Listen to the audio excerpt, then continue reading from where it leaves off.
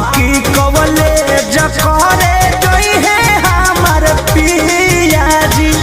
ए अम्मा जी बात बुझली ना, देवारू से भले डहलावाइले हब पिया जी, लेकिन कवले यहाँ कहरे गई है हमार पिया जी।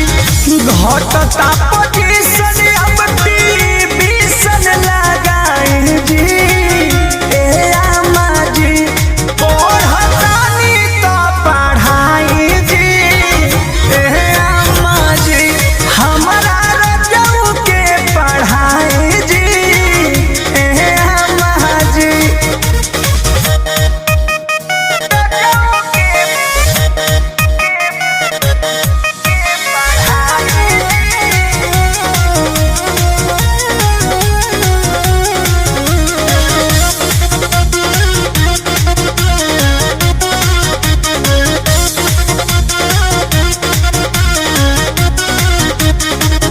एमे ओमे पास करी है बीएडी। डॉक्टर कहल कटर चाहे बन जई है सीएडी।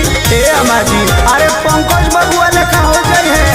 एमे ओमे पास करी है बीएडी। डॉक्टर कहल कटर चाहे बन जई है सीएडी।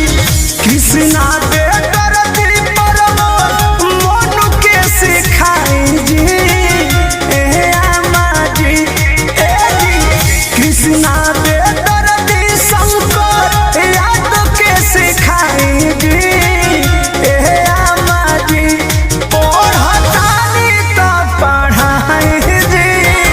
ए अम्मा जी कि हमारा पियऊ के पढ़ाई जी। खेती किसान